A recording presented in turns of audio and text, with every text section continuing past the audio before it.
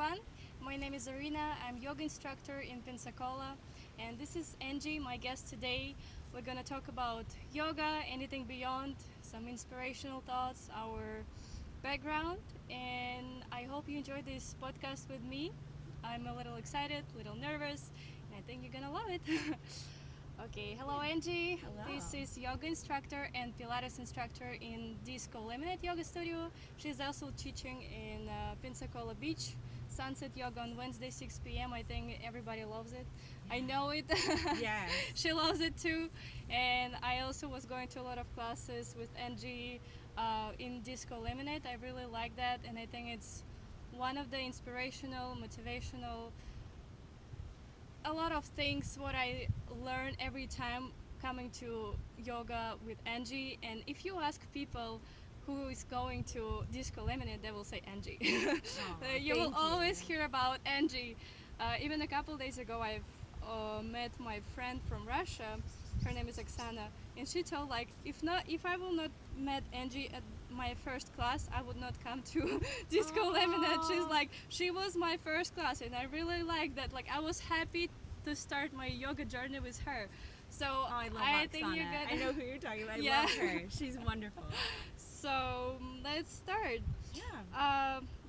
Just wanna a little intro with you, like how you became a yoga teacher, your background. Yeah. I wanna hear also about this military experience with Yeah. you. Yeah. Where did you study? Just a little introducing yourself, your yoga journey. Yeah. So I did join the Air Force a long time ago. Yeah, and that's where I met my husband. I got out. He stayed in until he retired. But so I just had a little stint. I needed money for college. I needed some structure. I grew up here in Pensacola, but I needed to do something. And so Yeah. I didn't have a lot of options at the time. I was a young mom, so I joined the military. You already was mom. I that was time. already a mom. Yes. Wow. Yes. I had my son when I So was you 17. have two kids, right? I do. And how old are they? So my oldest is 25, 25. Wow. and my youngest is 18, getting ready to be 19. So I had my my oldest. I was only 17, so I was very young. Wow. I graduated like a month before he was born. So I finished high school. I was trying to go to school. I was trying to work. I was trying to be a mom, and it was just really hard to balance all of it, and also have the money for school. So I joined the Air Force, which helped pay for school, which was amazing. It kind of gave me a little structure, a little more direction for my life, because I was a little aimless as a young person, as so many young people are. But then I ended up going to school and then pursuing education. So we moved around a lot because my husband was military still. And then we had my daughter, and I was still pursuing my education as well. But we went all over the place. And so I worked as a teacher here in Florida. When we were in England, I did a lot of volunteering. We were in Virginia. I taught some there. And then I always had fitness kind of running through. But it wasn't until we moved to Louisiana. I did some volunteering for fitness when we were overseas in some of those fitness programs. But then when we moved to Louisiana, I found an amazing yoga studio there. And so I started going to the yoga classes, the non-heated yoga classes. And the owner told me about Inferno Hot Pilates. She was like, you should try these classes. And at the time I was a little hesitant because I thought it was a hot class and it's a HIIT style class. I'm not sure if that's going to be for me. And so I went for my first Inferno Hot Pilates class, and I loved it.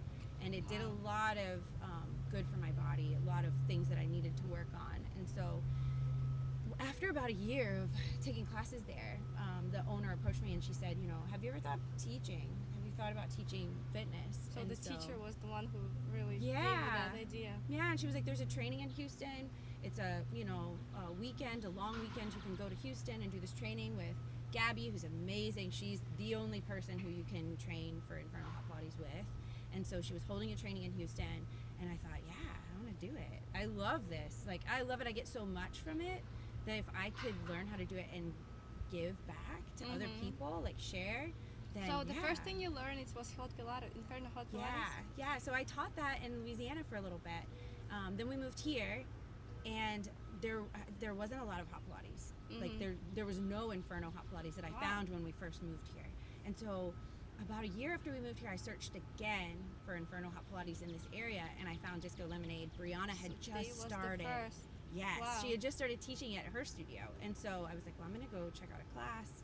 So I went, and after class, I talked to Brianna, and I said, hey, you know, I teach this. Like, I took the training, I can teach this. And she was so relieved because she was like, I'm trying to bring it here. I'm the only one that can teach it. I'm the only person trained in this area. I could really use like another person as a sub or to take a class or to teach some of the classes. So She was happy to meet yeah, you. it was perfect. It was like it just came together beautifully. And so she put me on the schedule. I started teaching Inferno Hot Pilates there. And for the first little while, it was just like 3 people, 4 people, really small classes. So it was just growing slowly. It Wow. did. It took a while, and then it slowly grew into what it is now, which it's, you know, a really popular class. It's a at very Disco. popular class. Yeah. 20 people in the class, 25 all the time. When you're coming, it's a full class. Yeah. If you look at the schedule, always red. They have a little circles, which is like green. It's not a lot of people, like 1 to 7, I think. Yeah, somewhere About around there. orange, it's like 7 to 15, 16, and after that you go to red, which is full class, and she always have red class on the Inferno Hot Pilates and yoga flow into Yeah. in and yoga disco flow you're teaching Yeah. there. Yep. So I want to also ask you, what is it exactly Inferno Hot Pilates? Maybe some people don't know it. Oh yeah. So Inferno Hot Pilates, it is a HIIT style, so a high intensity interval based, but it's low impact, full body workout. The room is heated, and that's so that your heart rate can elevate a little bit more without adding impact. So we don't have to do any jumping, we don't have to do any really high impact movements, but your heart rate elevates because of the heat. So it's very glute focused, very core focused. It's a really good supplement to pretty much any other modality. It can stand alone as your fitness regimen, but also if you're a runner, it's going to make you a better runner. If you're a cyclist, it's going to make you stronger in cycling. If you're a yogi, it makes your practice of yoga. It helps build some of that strength for your yoga. Exactly, yes. Yeah, so the two go really, really nicely together. And in the heated studio, we have the setup so that we can do hot yoga, hot Pilates. It just works really well. Yeah, I love it because it has that like high intensity, high energy, just really like grit. And the music in there, this is the one of the keys. Like Yes. it's always active. You just like it's you pick the music where you're motivated with each music. You're like, I'm doing it. Yes, that's what I love too. So you don't even know that, I mean, you don't even feel like you're doing something challenging. You're just in it. You're just in it. And it feels, yeah. And then when you walk away, you're like, wow, I did feel it. so strong. Yeah, It is exactly. Yeah. And that's what it did for me, and that's why I fell in love with it. And I I was think like, a wow, lot if I of can people share that. inspire it. Yeah. Yeah, I like it. Yeah. So Inferno Hot Pilates, that was my first step into teaching outside of like the classroom, into like fitness teaching. So you was one of the teachers who brought Inferno Hot Pilates in Pensacola, I would say. Yeah, me and Brianna. Yeah, Now we were the first. there is many different studios with the Pilates, but I don't think about like the Inferno Hot Pilates. There is not a lot of like that. Yeah. But still, if you want to try active full body workout, I think it's definitely Angie's here. Yes, come check DiskoLemonade. it out. Yes. Yeah, So and it's great because it's for all levels. So you can be just starting on a fitness journey because it's low impact, because it is interval based. There are ways to modify. There are ways to make it yours. So say we're doing something for 30 seconds. If you do 3 reps in that 30 seconds, that's great. If you do 10, it's great. So it grows with you as you get stronger. It's the same class. I mean, it's different every time, but it works for all levels, which makes it really nice. Yeah. So if I you're like interested, come check it out. Yeah. I we'll want be to there. come again. Yes, come back. Okay, next question I want to ask you, what inspired you to start practicing yoga and how you start your yoga journey? I know you started with Pilates, and one of the main thing you're teaching in DiskoLemonade is Pilates, but you also have a yoga, which is very inspiring, very strong, I would say, powerful practice, and I love to coming to your class too, exactly too. Yeah, so yoga was a really special journey for me. Pilates speaks to a certain part of me that it makes me feel really powerful, really strong. Yoga helped me not only feel powerful and strong, but reconnect with my body, to invite a little bit of calm, a little bit of space, a little bit of quiet back into me. I have a tendency to be a little high energy and like fluttery and my thoughts swirl all around, and it can be really hard for me to hone in and just kind of focus, and be. And so yoga really gave that to me. So I started practicing about a little over 10 years ago. 10 years ago. A little over 10 years ago. So kind of a little later in my life. I was in probably my early 30s. I started practicing. So not a lot of people know this about me, but in 2011 I was diagnosed with multiple sclerosis. Oh wow. And so I had a lot of symptoms in the initial attack that I had. I lost a lot of the function in the right side of my body, so my right hand, some of my right leg. And as I regained some of that function, it still wasn't fully there. It was still very weak. And so one of the neurologists that I was seeing recommended practice yoga. Yeah, practice yoga. He said it's going to help you reconnect your brain to the nerves in your hand. It's going to help you kind of regain some of that. Because even though I could feel my hand, it still was weaker, and my arm was still weaker, my leg was still weaker. And so coming back, and also it really helped for me because that attack felt very much like a betrayal of my body. It felt like my body, I couldn't get my body to do what I wanted it to do. It no longer worked the way I intended for it to work. I had some cognitive stuff as well, and so I just felt really like lost in that first spell of time. And so through yoga, once I started practicing it, I could feel a little more connected to my body. I was able to let go of some of the anger, some of the feelings of betrayal that I had. Emotions, yeah. Yeah, I was able to work through a lot of that.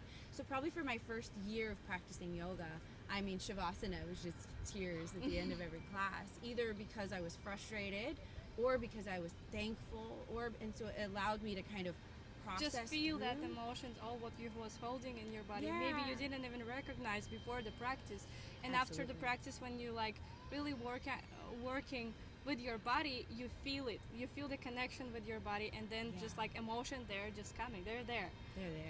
They're there. So yeah, absolutely. So yoga, I mean, it helped me reconnect physically with my body, but more than anything, it helped me build a better relationship with my body and with my mental state and acceptance. And so I can accept that maybe today this side's a little weaker, and I can accept that there is the possibility to get stronger.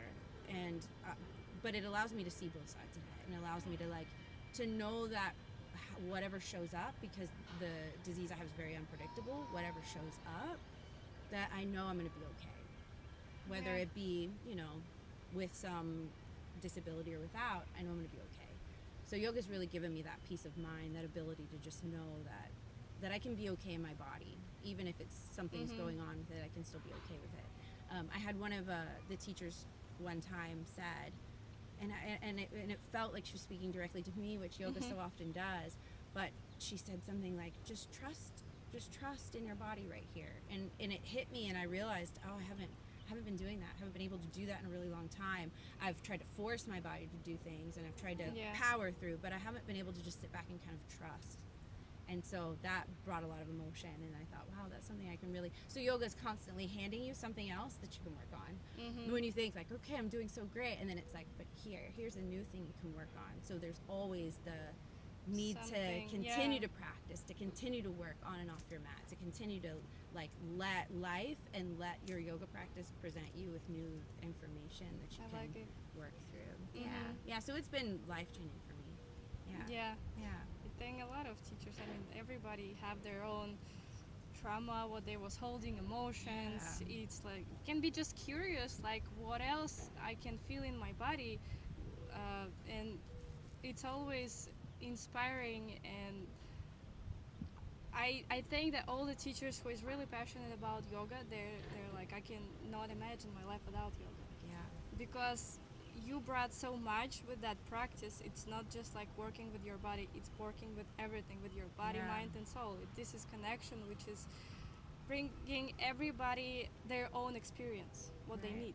Right. And Yeah, I think it was definitely through how powerful it felt for me, how life-changing it felt for me, and then what a gift to be able to say, now I maybe can share that, and somebody else can have a similar experience. Somebody else can go from feeling lost and unsure and betrayed and angry and upset, and they can, through this practice, they can work through it and ultimately feel better, because we all want to figure out how we can navigate life, how we can live authentically, how we can fully show up. And so I feel like yoga, I mean, that just gives you the tools to do it. It gives you the tools to do it. Yeah. I like it. Yeah. So when you start to study for yoga teacher's training, like how you started to teach, or where did you start to teach? So I was at Disco teaching Inferno Hot Pilates. Yep. So I started there teaching that. And my mentor in Louisiana, she always kept good communication with me. When we moved here, she was checking up on me. Have you found somewhere to teach? Or you know, do some online stuff for me? And so she was always very encouraging for me to continue. And so right after I started teaching Pilates, she was like, you need to teach yoga. You need to, because I was practicing, but I just didn't feel like, to me at that point, it was like, the yoga teacher is not even a real human. You know, they're like this mystical being. They have all this wisdom and this knowledge. That didn't feel accessible to me. That felt like, well, no, I can teach Pilates. Pilates is very body oriented. I can get my head around that. But to teach yoga, that felt like so much more. That's profound. I don't know if I can do that. But she encouraged it, and I thought, oh, I don't know. And it was kind of in the back of my head. So when I started teaching Pilates at Disco, my mentor reached out, and she was like, are you going to do yoga teacher training? And I told her, I said, I don't know. There's limited options around here, and I'm just not sure, and I don't know what if I want to do it. And she was like, you just need to do it. You just need to do it. And so Brianna started the fall session of the next 200-hour yoga teacher training. And so I was like, let's just do it. Let's just sign up. And so it was really nice because I was already teaching there at the studio. I started doing my training there. And so I had already kind of established as a teacher teaching Pilates. And so Brianna gave me opportunities to start teaching almost right away, which really for me was very helpful. I was able to kind of get out of my head and my nerves about it and just put it into practice and be bad at it. I was able to be bad at it for a while and learn and like, oh, that worked. You're really learning like teaching yoga when you practice teaching yoga. Yes. And so, so that was a really good experience for me. I did my 200 hours. I started teaching immediately. What kind of class did you teach the first time? So the very first class I taught was an express flow. So 45-minute, which is like a little condensed kind of power flow. I started doing that at 6 a.m., which I felt very safe doing that because it was like everyone is sleepy. It's a small class. People aren't even awake. It's not about waking me. up with me. So I was able to build my confidence doing that. And then I just started to go by the motto as if it feels scary, if someone offers me something and I feel like, then I should say yes. So you should do yoga teacher training. That sounds scary. Like, probably I should say yes and teach this class. And so I started getting other opportunities. And every time it feels a little scary. And it's like, even this, it feels a little scary. Like, okay, that means I probably need to do it because it's when you're afraid and you step into that you're holding this energy, but you know that you can do it. Like when it's something exciting in you, which is nervous or something else, that means you can do it and you can feel yourself after that even better. Like I can do that. I can be brave. I can do things that feel scary. I can come out on the other side and see it was worthwhile. Yeah, so that's how I've been rolling into teaching for the past few years now, has been that feels a little scary. I'm gonna do it, and so I ended up doing my additional 300 hours. I took that out on Gulf Shores, and again that felt really scary because I came in Glow Yoga. Out at Glow Yoga and Gulf Shores. It was your second teacher's training, which is 200 or 300? So the 300, I did 200 at Disco, and then I started the 300 there, so a total of 5. But the first 100-hour block I did out there, I've been teaching for a little while, and I was feeling, I was finding a rhythm, and I was feeling really good about it. And then the 300 hours kind of opened my eyes to like, there's so much growth still. And so I was able to really shift into that student mentality again, which is really nice. And so I did a 100-hour chunk in December, and then another one in June, and then another one in December. So I finished this last December. And every time it puts me back into that student mind frame, and then it reminds me. Refreshing. Yeah, it reminds me to always be in that. Like, you're always a student. Even though I'm teaching the classes, I'm learning so much in that moment and from the people that I interact with and the energy that gets shared with me. Like, so I love learning, but I really love learning about yoga. Yeah. I like it. Yeah. Yeah, nice. Because there's still, I think we could study yoga for the rest of our lives, and there's still so much to learn about yoga.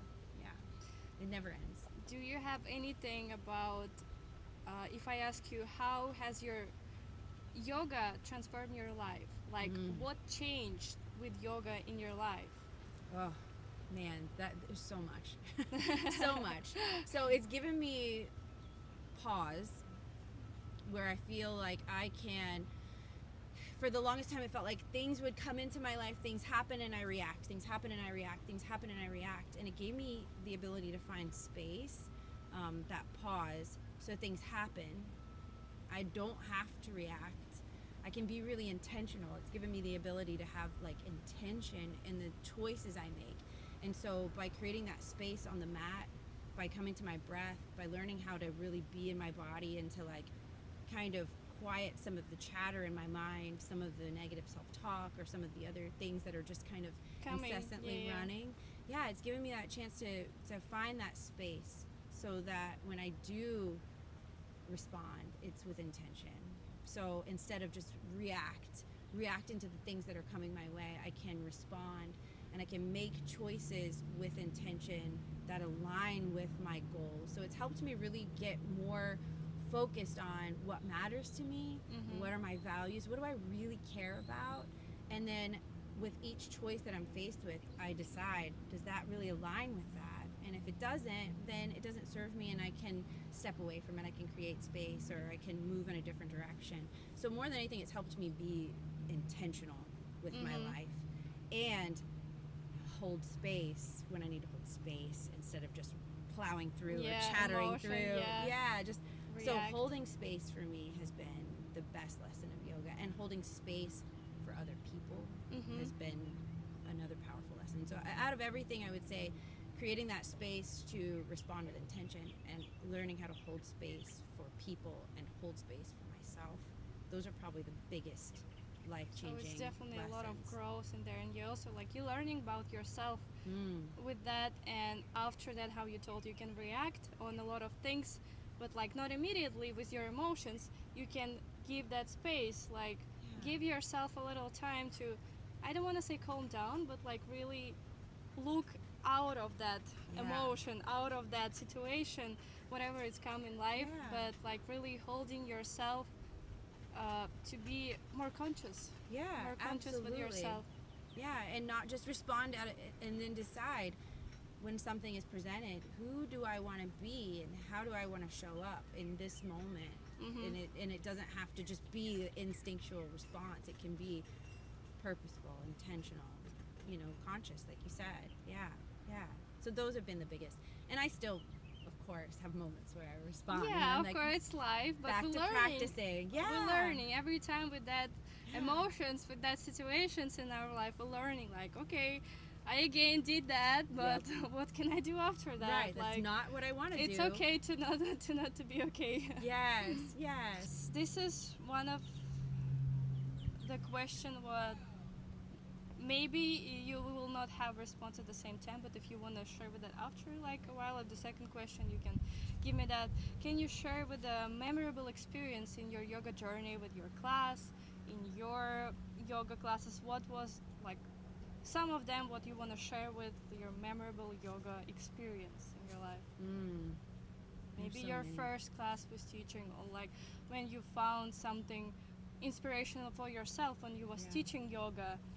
Like for me, so one of the first experiences that I had that felt transformational in me practicing yoga and me learning and taking that time, there was a teacher, and it was a chest opening, heart opening class, and it was the first one where I started to actually feel more of the energetic connection to yoga instead of just the asana, the postures, the movements. It was getting where I could connect with that. I could feel my hands a little more, and I was excited about the physical changes in my body.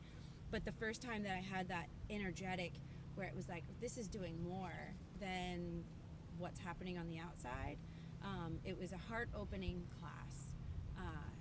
And I think the teacher spoke something along the lines of letting the armor that we build up around ourselves, that protective kind of shield, that need to want to hunch and like protect ourselves and to shy away Just from wanna being hide, yeah. vulnerable. Yeah. She was having us like peel that open, and so every heart opening posture, she would speak to that energetic force of like just being vulnerable, allowing yourself to just kind of open and let it feel raw and let the edges feel scary. And that was at the end, I mean, I was able to cry because I wasn't able to cry. I cried. I cried in a way that it wasn't the same as when I was crying about regaining function and I was crying about what was happening physically in my body. It was when I felt this shift energetic, like this energetic change, Very powerful. this transformation of like, wow, I didn't even realize how guarded I had become. You didn't feel it, like you didn't know that you have it even. No, you don't know that you're guarded. This is how you've been walking through life, to survive and to protect yourself. And so that powerful feeling of opening it up, and then that led me into like just how big my capacity is to like love and to be open and vulnerable. And that was, I mean, it was overwhelming. It was just like a little peek into what the potential was for me. And so that energetic shift, that was transformative. So then I started going to yoga, and we could do anything. I didn't even care about the physical practice as much anymore. It was like, keep speaking to these parts of me, you know, these open parts, like keep energetically shifting and help me step into that, because it was like a little peek of like, this is your potential. Yeah, Look exactly. how big And I want to broad. like have a time with that, because a lot of people coming to the class, exactly, not for the practice, they want to feel it. Yeah. They are not talking with themselves, and they don't feel them in their life. They have a like work, job, family, and when they're coming to practice, they just have their own time. This is what I call quality time, time with yourself. And this connection, what you're building with each class, I think it's very powerful. I don't know how to explain that, but I understand what you're speaking about, and I know there is a lot of people who coming for that. Yeah, it is. And when I started, I wasn't coming for that. I didn't even know that was a possibility. And there is a lot of people like that. Yeah, and then it was given to me, and it was like, wow, what a gift. This is huge. This is transformative. Like, this is the power of yoga, you know. I mean, the asana and the physical practice is amazing. The things Some it can people do to coming your with body. their trauma, with their how you say scoliosis, a lot of things like back pain, neck, something else, and then they finding something else, like not just the physical practice, but the connection. Yeah, the energetic practice. Yeah, so it is really powerful, and I'm really happy when I see certain things like that land with other people. And then I realize also, and through my teaching, same kind of things can happen, like energy just flows in, and sometimes I'll say something and I know it wasn't mine, I didn't plan to say it just was like something that Your flow inside, what's like people needed to hear, even like sometimes. I feel it too when I'm teaching in the class. I feel a little the energy of the class, when sometimes like I feel that people need to slow down, like to start slow practice at the beginning, to give them a little space, just like the evening class, 6 p.m. Monday, they're tired, they just like, just let me be. So you give that space just to be a little, not start hard, like, okay, let's go practice like asana right now. And after that, they're like, okay, I'm here and I'm ready. Yeah, they need that time to arrive. Yes. To land in their body, because they're still elsewhere. With the work, yes. family, a lot of stuff going on. Yeah, so giving them that space to just land and be present and move slow and start to connect and to feel their way into the practice. So having that flow and that energy, you know I've said things that I can feel land like the other teacher's words landed for me, and it's like, wow, that's the power of this practice of being present, of kind of feeling their energy and what they need. And then you sometimes will even see a little head nod, like exactly, and you're like, oh, that's amazing, because I've been the head nod, you know. And so to offer that for somebody else, there's nothing like it. There's nothing. It feels very purposeful, and I leave every class and feel like, this is what I'm meant to be doing. Like, exactly. This is my, like, I'm so fortunate. You even learn with each practice, like you learn with them. You are going through some stuff, like maybe feel their emotion, and also brings, like, it's in your life too. We're all connected. So the next question, I want to ask you, how do you prepare for your classes for yoga and Pilates? Do you prepare it all, and how like your preparation change through the years, like different stage of your teaching? Absolutely. Yeah, definitely. When I first started teaching yoga, I would time it to the minute almost because I just wanted to be as prepared as possible. So I do still prepare. For me, I know a lot of teachers, they go in and they just kind of feel into the room and they build their Flow. classes like that. For me, I always have a plan. I always have something that I'm wanting to present, an intention, a theme, something where it's like, this is calling to me, this is what I want to speak about. Now, I don't always follow that plan, and I often don't follow the plan to a T. I'll change it based on how it feels in the room, but I always have a plan because that makes me feel like I'm showing up intentionally. I know people are carving out time of their day, an hour for someone to pull away from the needs and the things that are required of them. That takes a lot of energy, a lot of effort to make that time. So for me, it's always important that I am You can honoring bring that. Yes. Yeah, it's like you gave me an hour of your time. That's valuable. That's more This than is anything. very powerful for teachers to know that and like really appreciate time of people, Yeah. students coming to your class. Yeah, because they're never going to get that hour back. They could have been doing anything else and they chose to be there. So And you give just everything what you can in your practice. I like it. Yeah, and you have this, I mean, it's this powerful responsibility of someone's gifted you with their time, and so you need to be intentional. You need to show up in a way that's serving, because it's a service. You know, they're showing up for your service. You need to be prepared to provide. So I always have a plan.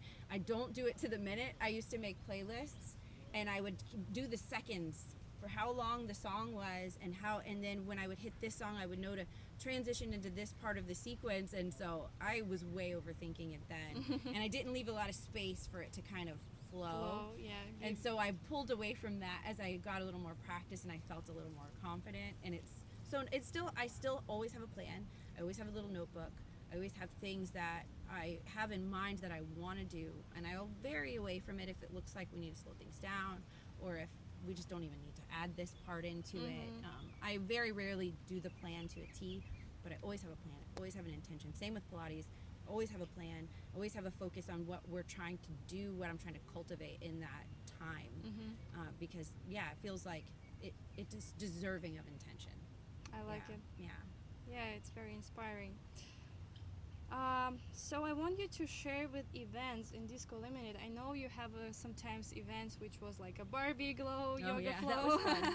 Yeah. Glow yoga flow, Barbie, it's a different kinds of. So what kind of yoga, and maybe what is your favorite like events, what you have done? So my favorite thing to do is, so I will have people who will come to yoga and not Pilates, or Pilates and not yoga. And I've had several people who come to yoga and several of people who come to Pilates regularly now that have said, and it's been more than one, it's probably been at least 10 different people who've come to me and said, I want to try Pilates, but I'm kind of scared because it's this high intensity, it's different. I've been practicing yoga, but I'm kind of scared of Pilates.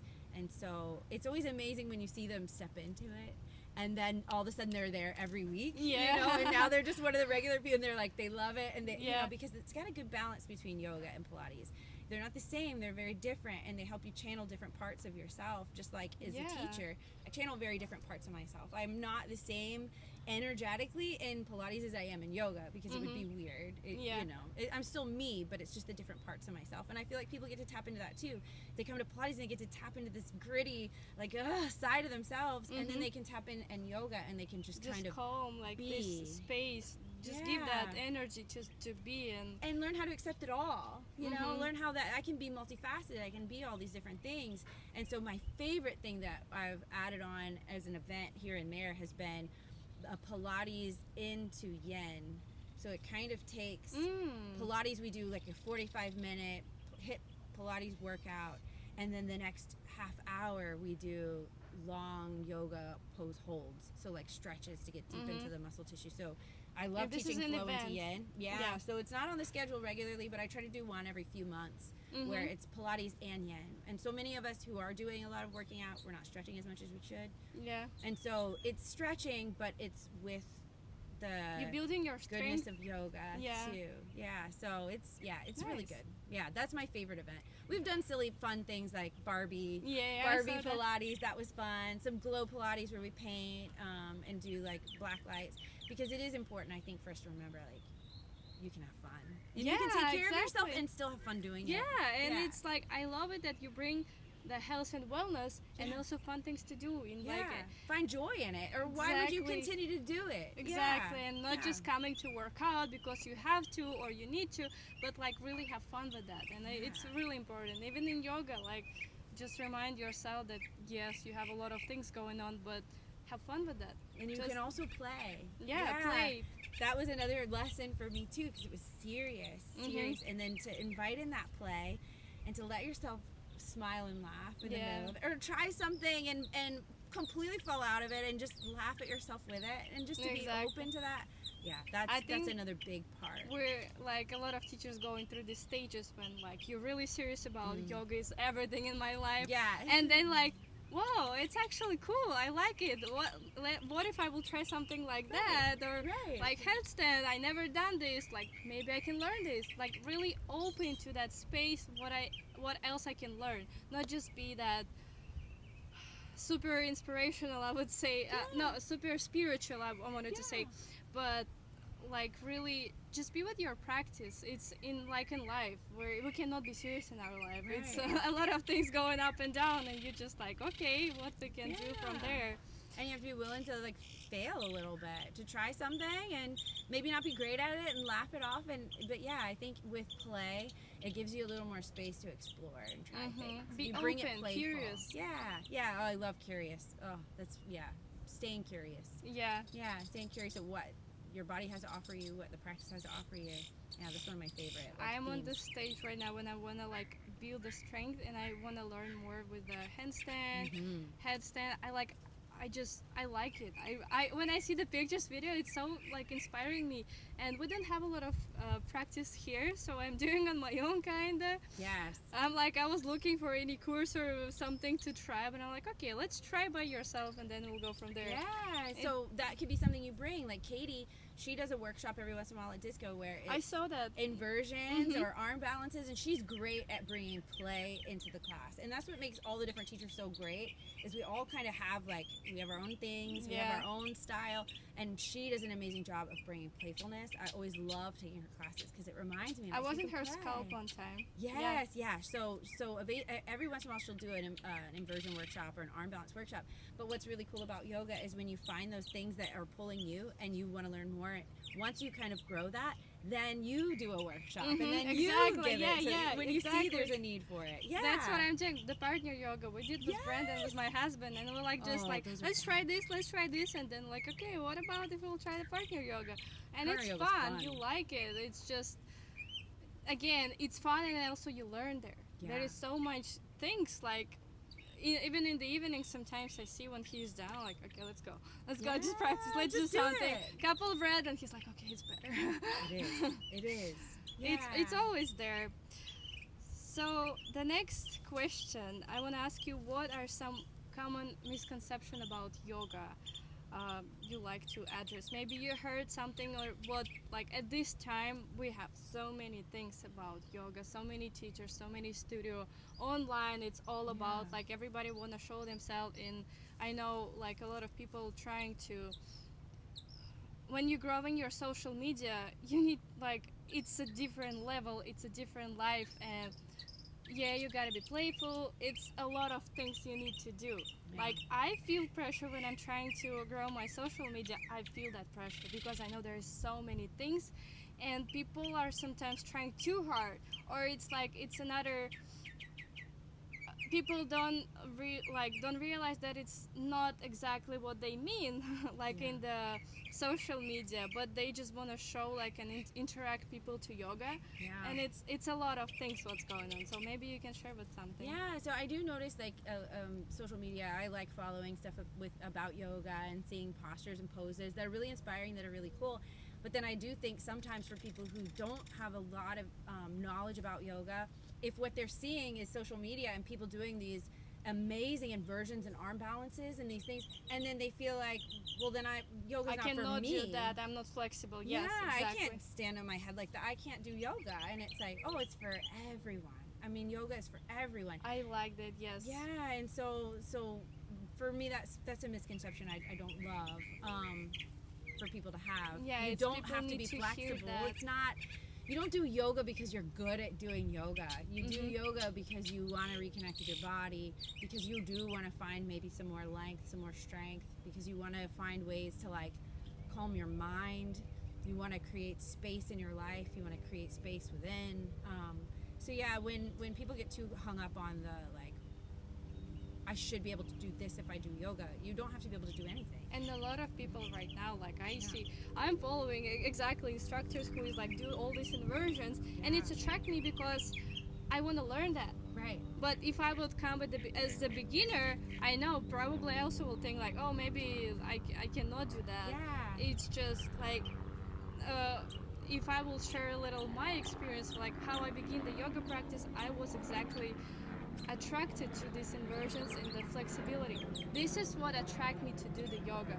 And as I was young, like a kid, I wanted to be a gymnast, and yoga brings me that like flexibility.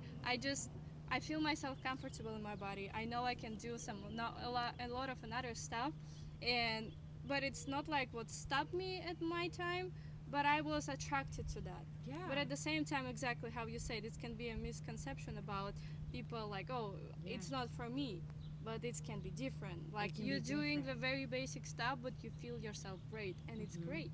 That's right. Yeah. So yoga doesn't have to be these big, Perfect. It's not crazy perfect, yeah. things. It can just be really simple breathing. And I love the inversion content. I love the arm balance content because it makes me inspired. It looks Mhm. fun. I'm willing to try. But also, I think it's important for people to know that there's so many different types of yoga.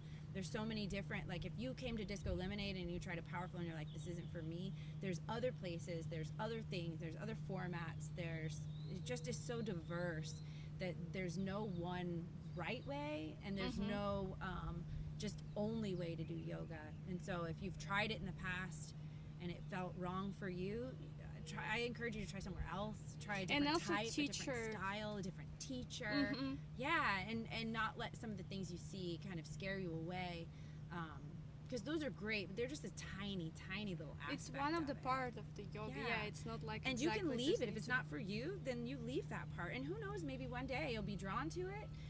But yeah, it's really just finding how it worked for you, and also the misconception that yoga is one specific thing, or Mhm. that this one studio does yoga like this and this one studio does yoga like that, and who's right. And it's not even about that, because Yeah. everybody has I think Their own somebody explained it like a energy. doorway, Yeah. So walking through the doorway of yoga, your doorway may have looked different than my door. Like what appealed to me and drew me in is different than what appealed to you. Yeah. But yet we find ourselves kind of on a similar path. And so some people want it to be this specific thing, and that's great. They can find that, but just know there's not one right way to do yoga, and there's not one specific path. It's certainly not straight or linear. Like it's just all these branches of this one beautiful thing, and you can trail down any branch that serves you. If you find something for it, there's something there for you, then great. Yeah. I like So it. I totally agree. Yeah, so the next question is interesting to me too. How you stay motivated and inspired as a yoga teacher? So for sure, maintaining my personal practice keeps me the most inspired. So learning, being a student, learning from other people. So taking classes with different teachers, being inspired by their styles, by their creativity, by their ability to bring in play or joy. Yeah, for me, that keeps me really inspired. It keeps me growing as a teacher. It helps me kind of deepen my own practice, which anytime you're deepening your own practice, you're deepening the well that you can pull from to share. So if I didn't practice yoga at all, it'd be really hard for me to continue to teach yoga because it's so shallow, my knowledge, and it is. I mean, so every time I take my practice seriously and I take time to read a book or to take a class. It just deepens my pool that I can pull from to share to other people. So that's you get always my inspired goal. with your practice, and so you like leading to that to your teaching. Yeah, because I can only share really what I With know. your knowledge, exactly. Yeah, and I when can you're share what working with I've yourself. experienced. I can't. For me, it doesn't come across really authentic if I'm trying to teach something that I don't believe or that I haven't experienced. So, Yeah. in order for me to share that, I have to keep growing my experience, my knowledge, and learn from other teachers and pull from that. So, yeah, so that keeps me really inspired, really motivated to teach and share, because every day that I practice or I learn something new, and I'm like, oh, I want to give this. That's just how I feel about everything. Like, oh wow, I've been given this gift. I want to share it with other people. It's And people exactly really how feel it. People Yeah. feel it as a gift. Like they are so enjoying your classes. It's like, I think it's one of the part as a gift for them, because they're every time they're learning something, they're working with this, and they'll feel their emotions, and it's a lot of inspiration, motivation, and also building strength in themselves. Like you give that opportunity to grow, Yeah. and that's what people want, what people need. I think it's just in our life we are so distracted. Yeah, and we give them a chance to just be there and to learn more about themselves. We spend more time getting to know people around us than we do spending getting to know ourselves and what we really care about and who we really are. And so I feel like yoga gives you that time, that space to kind of get to know you, you know, more than you have the opportunity to otherwise. Yeah, I also like when you told about that you're appreciate the time of people who coming to your class. I feel it in DiskoLemonade also when I'm teaching there. I'm grateful for that opportunity to teach, because all the time I feel so powerful, like not because I'm like higher or something, but I feel the connection. I feel that energy with whole class, and after that, like, yes, this is like the It's this a is big it. responsibility. Yeah, and you're like, oh, I've been given this responsibility to lead and to guide these people. Why would I not? Why would it not be huge? It is huge.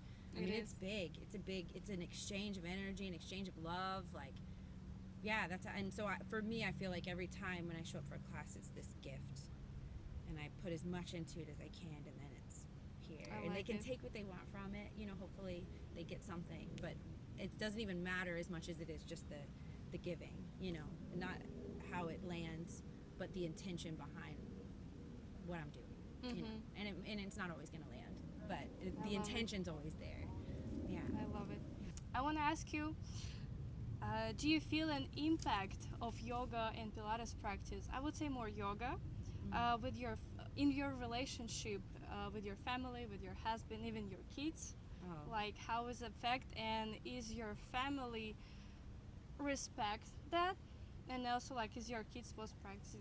Did they try yoga practice? Like, what they think about it? So I have difficult little people in my life, in my family. So my husband, he's done a Pilates with me once. He's not into it.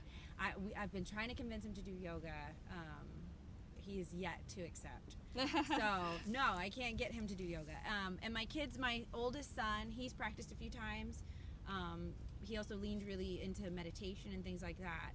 And he's a bit older. He works on mindfulness. He's really intentional, just in general as a person.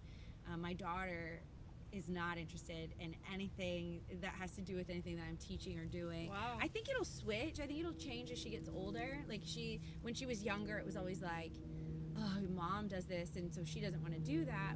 And now she sees that there are similarities, that she can be like me, and and she doesn't reject it as much. Now we're a lot closer. We have a really good relationship, but she hasn't veered into like wanting to do any kind of physicality, which I know they've all seen it change my life. They've seen it transform who I am. They've seen it just shift everything for me, you know. So I do know that seed is planted, and I do believe that it will grow. But you also give them space just to be themselves, and also like And I like it, this relationship, that you're not just like, oh, I'm practicing yoga, you're also gonna try that.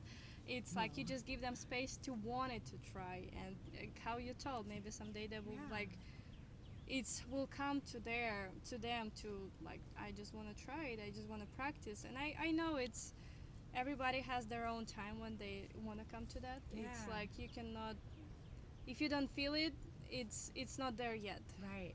I think they will find their way to it, but no, I never try to force. I always just, it's here for you, it's available.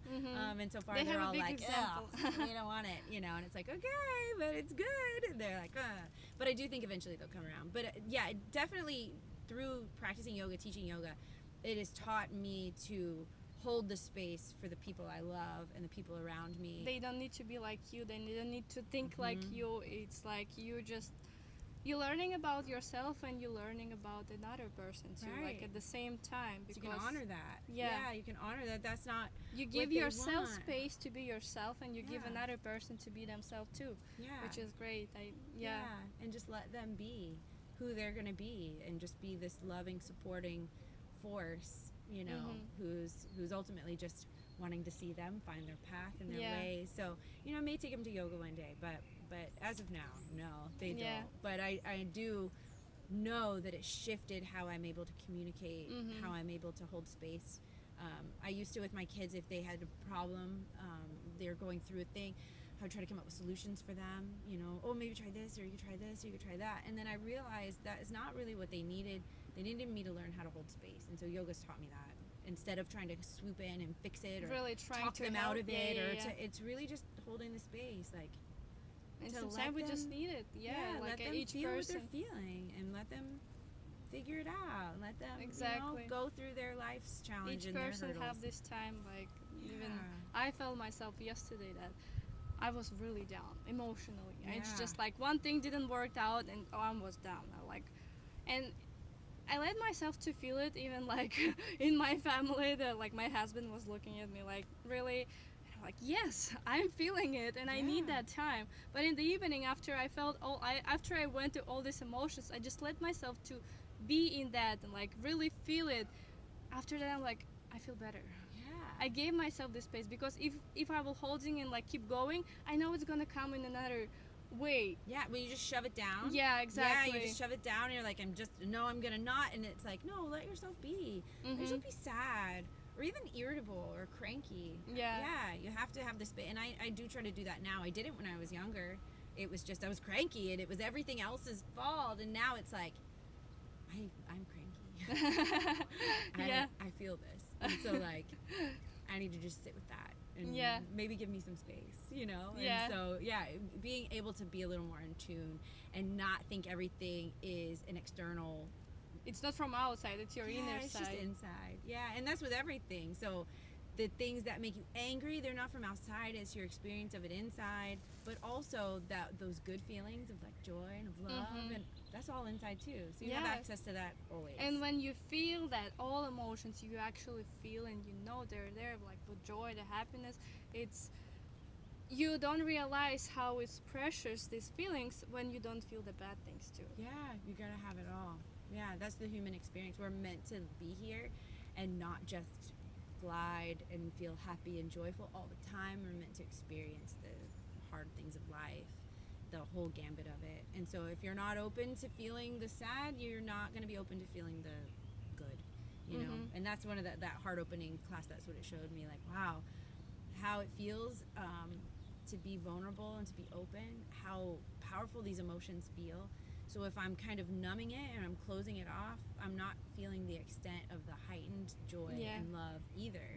I might be protecting myself from some of the harder emotions. Yeah, what but can hurt you, but you are Yeah. close with that feelings. yeah, so you gotta have both. Yeah, I you have to have totally both. understand. I felt this. I was there, and Yeah. And I think we really- all are. it's what we share also in our practice too, that you can be vulnerable, that you can feel it even if it's bad. Like I remember sometimes, I think the Dylan in our studio, he came one time and he's like, I found myself that I was very negative with my thoughts. Yeah. And I'm like, and after that he's like, I let myself just to be there, like to really look into that, like why it's coming and like from where it's coming. And I just let me to be with that thoughts, but not like really bring it to me. It's as I am. Yeah. It's just like, yeah, it's coming, it's interesting. Yes. Yeah, but That's we all have huge. this time, and it's like when you do realize that you have all these thoughts, emotions, what's coming to you, you're like, and when you can observe that, not just be in that like, oh, I'm a bad person, Right. I'm not enough, all this stuff, it's like they are there, but you don't need to bring it to yourself. Yeah, the self-talk is huge, and that's another thing for yoga, like tuning into that. Pilates as well, the self-talk. Mhm. And my self-talk can be just awful sometimes, and it's like, oh, but being aware of it and saying like, oh wow, that's I can't believe that is happening in my own mind. I remember when I first started teaching Pilates, and the studio, it was just barely growing, and so there'd be days where it'd be like one person come into class, and my self-talk on the way in would just be like, well, no one likes it, no one likes you, they don't want to come to your class, they don't want what you have to offer. And it was like, oh wait, that's a lot, that's pretty negative. And then just not identifying with it and just being like, wow, okay, I'm aware that my self-talk can be pretty destructive. And I wouldn't talk to anybody else like that, and yet those are the things that run through my head. So now I'm aware of it. It doesn't stop it from happening, it's just I see it when it happens, and I'm like, oh, okay, there you are. Yeah, we don't have to attach to that. Yes. You know, I don't have to believe that. I hear that's coming from a place of like fear and insecurity. Yeah. But I don't have to live it, I don't have to embody it. We can just kind of roll on by, you know. So as we're coming to that, I think you already had a lot of inspirational thoughts, and I want you to share with advice for the beginners, for the people who didn't practice yoga and who like started their practice. Just some advice what you can share with like for people who wanna try yoga. Yeah, I think the biggest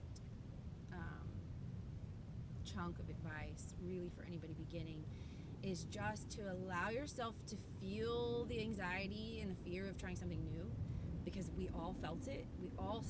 Every one of us stepped on our mat for the first time and didn't know what we were doing. And we all had that same feeling of being unsure, a little self-conscious, a little worried, and just know that we've all been there, every single person who practices yoga. So feeling that is normal. Feeling afraid, feeling unsure, feeling insecure, kind of worrying in the beginning of your practice is all normal. And so not being like, oh, it feels scary and I'm not sure, so I don't want to do it. Just learn how to lean into that. Lean into the discomfort of doing something new. And remember, we used to do this as kids all the time. We didn't know how to do things, and then we would just be uncomfortable when we would do it. We would try to learn to ride a bike and we fell off, or we would try.